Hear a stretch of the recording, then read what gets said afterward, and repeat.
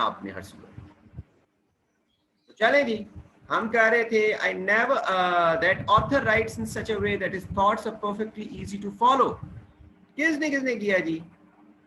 अच्छा, font size clear नहीं है, मैं कर देता हूँ इसको सही, मैं इसको सही कर देता हूँ फॉन्ट साइज को। ये जी अब हो गया। That author writes in such a way that his thoughts are perfectly easy to follow. Simple. अब अगर दी ऑथर,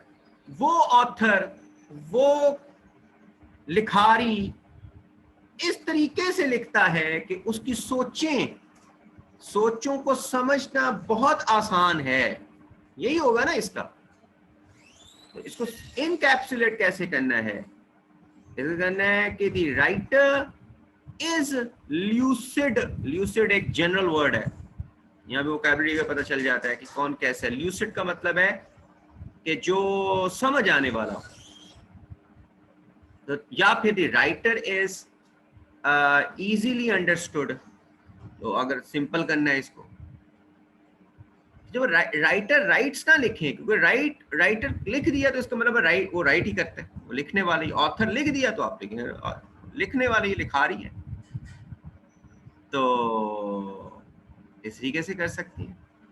अच्छा, आगे सिद्रा ने लिखा है दैट ऑथर्स राइटिंग स्टाइल। अब देखिए, राइटिंग स्टाइल ना लिखें, आप देखिए द ऑथर इज कॉम्प्रिहेंसिबल। हाँ, ये ठीक हो गया। आपने the author's writing style is the author is comprehensible. अच्छा, इमरान कहता है द राइटर इज अंडरस्टैंडेबल। बिल्कुल ठीक है, शाबाश इमरान। तहरीन कहती है that author has good conveying power. चलो, बेहतर है तहरीन, बेहतर है। चलिए, शाबाशी। आगे देखते हैं। I never found a woman who was so generous. इसका मैं फोन बड़ा कर देता हूं। I never found a woman who was so generous in her gifts and who loved to entertain so many guests in her home. मुझे ऐसी कोई खातून नहीं मिली है जो बड़ी जेनरस हो, सखी दिल हो, गिफ्ट्स देने के मामले में, तहाइफ देने के मामले, and who love to entertain, और जो एंटरटेन करना पसंद करती है बहुत सारे मेहमानों को अपने घर में बहुत सारे मेहमानों की खिदमत भी करती है। मतलब सिंपल यही है ना। तो that woman was generous and hospitable. Hospitable क्या है? This is general word. And generous क्या है? This is general word.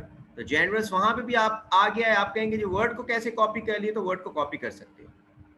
ये ऐसा वर्ड जो थीम वर्ड हो उसको कॉपी कर सकते हो, डजंट मैटर। हाँ, पूरी फ्रेज ना लें आप।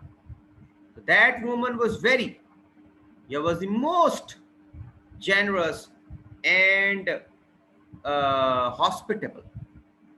Full stop. That woman was very generous and hospitable. 7 words, और ये words काफी होंगे। तो आगे देखें जी, आपने लिखा है I have never found such extrovert woman। extrovert something else है, वो इसको शो नहीं कर रहा। एक्सट्रोवर्ट को चेंज कर ले, जेनरस कर दें। तो जेनरस हॉस्पिटेबल भी होता है और जेनरस भी होता है, दोनों हो सकते हैं। इसको करें जी, इसको आप लोगों ने करना है सबने मिलके, और फिर उसके बाद मुझे पता चलेगा कि कैसा है। इसके मैं फॉन्ट जरा बड़ा कर रहा हूँ, इसका फॉन्ट मैं बड़ा कर रहा हूँ, इसको मैं थोड़ा सा ऊपर लेके जा रहा हूँ जी। क्या है भला, मैं आपको पढ़ के सुनाता हूं।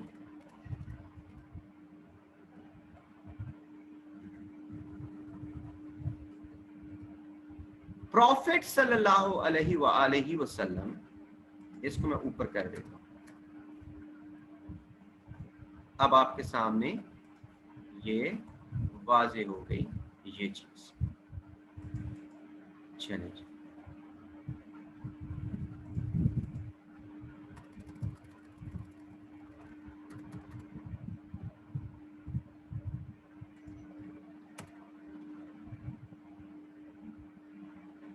Prophet sallallahu alaihi wasallam said, the one who labors with his own hands is a friend with Allah, अल्लाह का दोस्त है, अल्लाह का वली है। हमने वली किसको बनाया होता है? वो जो गारों में चला जाता है, वो जो कब्रों में बैठ जाता है, वो लंबी लंबी दुनिया को तारक कर, वो वली नहीं है। मेहनत करने वाला अपने हाथ से, वो भी अल्लाह का वली है, अल्लाह का दोस्त है। सही मेहनत, ऑनेस्टली जो मेहनत करता है। तो नबी करीम सल्लल्लाहु अलैहि वसल्लम ने फरमाया जो अपने हाथ से मेहनत करता है अल्लाह का दोस्त है। शेक्सपियर ने कहा या कहता है, ही मेकeth the world walk it to the end। जो आखिर तक मेहनत करता है वो दुनिया बनाता है। नेपोलियन क्या कहता है? Napoleon says I can subdue the world, मैं दुनिया को नीचा दिखा दूंगा, मैं दुनिया पांव पे लाके दे दूंगा with a hard working nation, एक मेहनती कौम की वजह से। तो फिर कायदे आज़म सेज, कायदे आज़म क्या कहते हैं? वर्क वर्क एंड वर्क, मेहनत मेहनत और मेहनत। Because nations are built with work, क्योंकि कौमें बनती हैं मेहनत के साथ। इसको बनाएं, वेट कर रहा हूं 4 मिनट के लिए, और फिर आप इसको,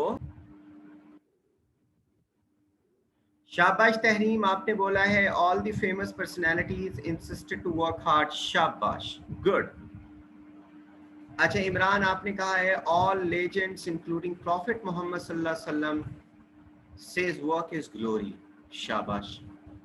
एवरीवन सेड, एवरीवन नहीं, अली हुसैन ये सिर्फ और सिर्फ ग्रेट्स इन हिस्ट्री, ठीक है, क्योंकि आपने जनरलाइज करना है।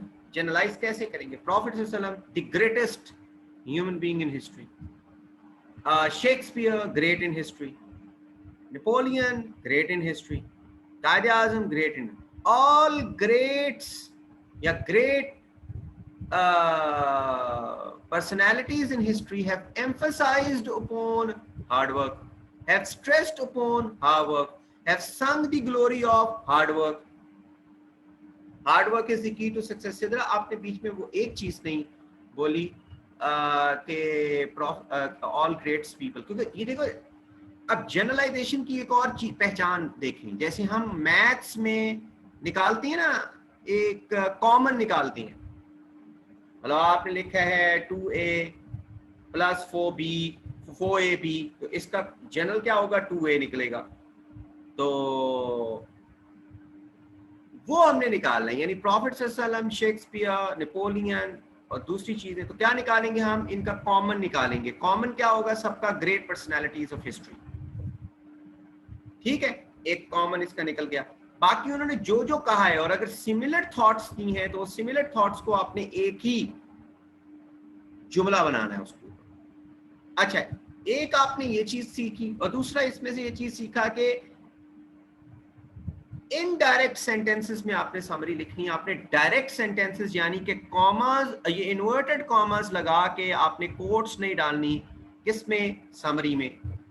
कभी कभी इस्तेमाल हो जाती हैं कोट्स, जब आप कभी कभी कुछ चीज ऐसी देख लें कि कोट आपने वो पूरी फ्रेज उसका अल्टरनेटिव नहीं है, वो थोड़ी सी लिख सकते हो, लेकिन 99% आपने ये नहीं, यानी आपने एक मिनट बस, ये कोटेड जो है या जो कोट्स हैं वो नहीं लिख सकते, उसको जनरलाइज करना है।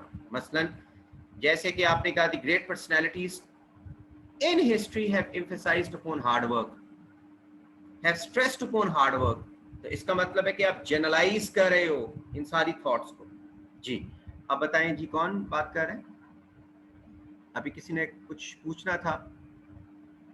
सर मैं इमरान बात कर रहा हूँ।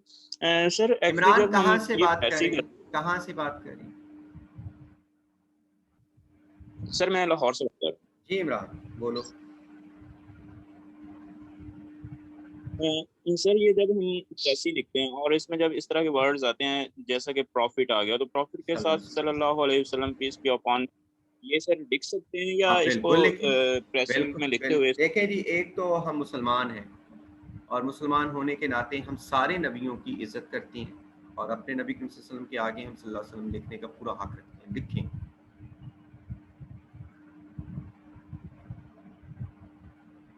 जी आगे इमरान। जी राइट सर। ठीक है। अच्छा अब मैं आपको होमवर्क कौन सा दे रहा हूं? आप हाँ जी